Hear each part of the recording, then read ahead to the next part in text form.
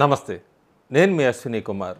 Congress party భారతదేశానికి, చైనాకి సరిహద్దుల ఇష్యూస్ ఉంటే కాంగ్రెస్ పార్టీ చైనాకి సపోర్ట్ చేస్తూ ఉంటుంది. పాకిస్తాన్ టెర్రర్ని సపోర్ట్ చేస్తుంటే కాంగ్రెస్ పాకిస్తాన్ని డిఫెండ్ చేస్తూ ఉంటుంది. ట్రంప్ మన భారతదేశ ఎకానమీని డెడ్ ఎకానమీ ఇదంతా అంటూ విమర్శిస్తుంటే కాంగ్రెస్ పార్టీ ట్రంప్కి మద్దతు తెలుపుతూ ఉంటుంది. ఈ H1B వీసాలకు సంబంధించి టారిఫ్స్ అవి ట్రంప్ పెంచినప్పుడు అంతా కూడా కాంగ్రెస్ సెలబ్రేట్ చేసుకుంటూ ఉంటుంది. రాహుల్ గాంధీ లాంటి వాళ్ళంతా కూడా భారతదేశానికి చాలా వీక్ ప్రధానమంత్రి అంటూ ఉంటారు. సో కాంగ్రెస్ ఇండియాని హేట్ చేస్తోంది అన్నది చాలా క్లియర్గా తెలిసిపోతుంది. ఎవరైనా భారతదేశాన్ని విమర్శిస్తే వాళ్ళ వైపుకుంటుంది కాంగ్రెస్ పార్టీ. ఇవన్నీ కూడా సాక్ష్యాలు, నేను చెప్పినవన్నీ కూడా. ఇంకా భారతదేశంలో అయితే 2014 ముందు ఒకసారి మనం చూసుకుంటే ఈ ఎల్పిజి గ్యాస్ సిలిండర్స్ అన్నిటికీ కూడా క్యూ ఉండేది, రేషన్ కార్డ్స్కి క్యూ ఉండేది, బ్యాంకింగ్కి ఒక పెద్ద క్యూ ఉండేది, కిరోసిన్ దగ్గర నుంచి క్యూ ఉండేది, ఎలక్ట్రిసిటీ బిల్ కట్టాలంటే క్యూ ఉండేది, రైల్వే టికెట్స్ తీసుకోవాలంటే పెద్ద క్యూ ఉండేది. 2014 తర్వాత నేను చెప్పిన వాటన్నిటికీ కూడా ఎల్పిజికి, రేషన్కి, బ్యాంకింగ్కి, కిరోసిన్కి, రైల్వే టికెట్స్, ఎలక్ట్రిసిటీ బిల్ ఇవన్నీ కూడా యూపీఐ ద్వారా మనం పే చేసేస్తున్నాం. ఇదో పెద్ద రెవల్యూషను మనం చెప్పచ్చు చాలా క్లియర్గా. రాహుల్ గాంధీ పదే పదే మాట్లాడుకోవాలి, ఎందుకంటే రాష్ట్ర రాజకీయాలు వేరు, దేశానికి వచ్చినప్పుడు దేశ రాజకీయాలు వేరు, దేశ భద్రత వేరు. రాహుల్ గాంధీ ఈ మధ్య ఓ పెద్ద రిమార్క్ చేశాడు, ఫైటింగ్ ఇండియన్ స్టేట్ అని. ఆయన ఏదో ఒక స్టేట్మెంటు గొప్ప అనుకున్నాడు. దాని మీద ఇప్పుడు లక్నో కోర్టులో పిటిషన్ ఫైల్ అయింది. ఎఫ్ఐఆర్ కూడా సెడేషన్ కింద లీగల్ ట్రబుల్లో ఉన్నట్టే అని చెప్పచ్చు ఈ ఎఫ్ఐఆర్ ద్వారా. యూత్ని టార్గెట్ చేయటం మొదలుపెట్టారు. మొత్తం కాంగ్రెస్ ఎకో సిస్టమ్ మొత్తం అంతా కూడా, ముఖ్యంగా రాహుల్ గాంధీ. యూత్లో నిరుద్యోగ సమస్య, యాస్పిరేషన్స్ కోరికలు తీరట్లేదు అంటూ కొత్తగా ఎన్రోల్ అయిన ఓటర్స్ని, లేకపోతే 2014 నుంచి మోడీ ప్రభుత్వాన్ని చూస్తున్న వాళ్ళందరికీ కూడా అంతకుముందు కాంగ్రెస్ పరిపాలన ఏంటి అనేది తెలియదు, వాళ్ళని టార్గెట్ చేసుకుంటూ ఒక కొత్త పందాలో రెచ్చగొట్టే ప్రసంగాలతో ముందుకు వెళ్తున్నాడు Rahul Gandhi. World economic forum చాలా క్లియర్గా చెప్పింది, ఫ్యూచర్ ఆఫ్ జాబ్స్ రిపోర్ట్ 2025 దాని ప్రకారం భారతదేశంలో అన్ఎంప్లాయ్మెంట్ రేట్ 2%. అంటే G20 నేషన్స్ కన్నా కూడా ఈ నిరుద్యోగ సమస్య భారతదేశంలో చాలా తక్కువ ఉంది అన్నది వరల్డ్స్ ఎకనామిక్ ఫోరమే లేటెస్ట్ డేటా రిలీజ్ చేసింది. సో ఎక్కడ వీళ్ళ ఆటలు నడవట్లేదు. Senior సిటిజన్స్ని, middle క్లాస్ని రెచ్చగొట్టాలనుకున్నారు. ఈ జిఎస్టీస్తో అది సాల్వ్ అయిపోయింది. రైతుల్ని చూసాము. వీళ్ళందరినీ ఎక్కడ కూడా అందరూ కూడా ఇటు బీజేపీ లేదా నరేంద్ర మోడీ వైపు చూస్తున్నారు. ఈ కొత్తగా నేపాల్లో ఈ మధ్య జరిగిన ఈ యూత్, ఈ జంజీకి సంబంధించిన ఈ ఉద్యమం ఇదంతా చూశాక రాహుల్ గాంధీ భారతదేశంలో ఈ జంజీ అనేది తీసుకొని వచ్చి ఈ యూత్ని రెచ్చగొట్టడానికి ప్రయత్నించి ఒక పెద్ద ట్వీట్ కూడా చేశారు కొన్ని రోజుల కిందట.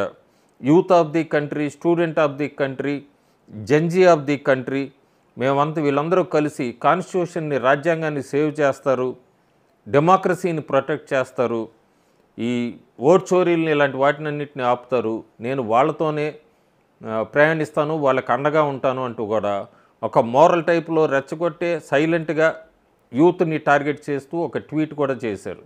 సో నిజంగానే భారతదేశపు యూత్ రాహుల్ గాంధీ మాటలు నమ్ముతుందా? రాహుల్ గాంధీ వైపు, రాహుల్ గాంధీ అనుకుంటున్న ప్లాన్స్ వైపు ఏమన్నా యూత్ అడుగులు వేస్తుందా? రాహుల్ గాంధీ అక్కడ ట్వీట్ చేస్తే తెలంగాణ సిరిసిల్లకి సంబంధించిన ఎమ్మెల్యే కేటీఆర్ ఒక కాన్క్లేవ్లో మాట్లాడుతూ నేపాల్ లాంటిది భారతదేశంలో కూడా జరిగే అవకాశం ఉంది, యూత్లో ఈ యాస్పిరేషన్స్ ఎక్కువ ఉన్నాయి, వాళ్ళు ఎప్పుడైనా తిరగబడచ్చు అన్నప్పుడు అక్కడున్న యూత్ అంతా కూడా మేమెవరం తిరగబడము, మేమంతా కూడా ఇండియాతోనే ఉన్నామంటూ కూడా చేతులు ఎత్తటం ప్రస్తుతం యూత్ ఆలోచనలు ఎలా ఉన్నాయన్నది చాలా క్లియర్గా నిదర్శనంగా కనబడుతోంది. అక్కడ యూత్ ఎవరు కూడా కేటీఆర్ మాటలకి పాజిటివ్గా చేతులు ఎత్తలేదు. ప్రస్తుతానికి యూత్ మైండ్ సెట్ అలా ఉంది అనేది ఒక చిన్న ఎగ్జాంపుల్. పోనీ ఢిల్లీ దగ్గర నుంచి తీసుకుందాం. ఢిల్లీ స్టూడెంట్స్ యూనియన్ ఎన్నికలు జరిగినాయి.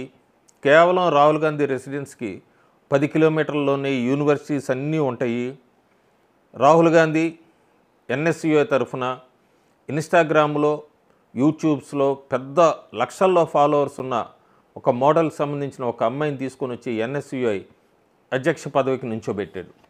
ఖచ్చితంగా లక్షల్లో ఫాలోవర్స్ ఉన్నారు, ఇంకెందుకు ఈ ఓట్లన్నీ పడిపోతాయి, స్టూడెంట్స్ యూనియన్ అంతా ఢిల్లీలో గెలుచుకొని మోడీకి యూత్ యాంటీగా ఉందాం అనుకున్న రాహుల్ గాంధీ ప్లాన్ని ఢిల్లీ స్టూడెంట్స్ ఒకే ఒక్క దెబ్బతో మొత్తం ఢిల్లీ స్టూడెంట్స్ యూనియన్ ఎలక్షన్స్లో 4 3 స్వీప్ చేశారు. 4వది కూడా వైస్ ప్రెసిడెంట్ పోస్ట్ పోయింది, అది ఎన్ఎస్యుఐ గెలుచుకుంది. పాట్నా బీహార్లో ఎన్నికలు వస్తున్నాయి. పోనీ బీహార్లో యూత్ ఎటువైపు ఉన్నారని చూస్తే Bihar Patna university students union ఎన్నికలు జరిగినాయి, అక్కడ కూడా ఏబీవీపీ స్వీప్ చేసింది. పంజాబ్ యూనివర్సిటీ స్టూడెంట్స్ ఎన్నికలు జరిగినాయి, పంజాబ్లో 5 డికేడ్స్ తర్వాత ABVP Punjab students union elections గెలుచుకుంది. వీళ్ళందరూ యూత్ మా వైపు ఉన్నారు అది అని చెప్తున్న రాహుల్ గాంధీకి ఈ ఎన్నికలు ఒక ఫ్లిప్ ఫ్లాప్ అని చెప్పచ్చు.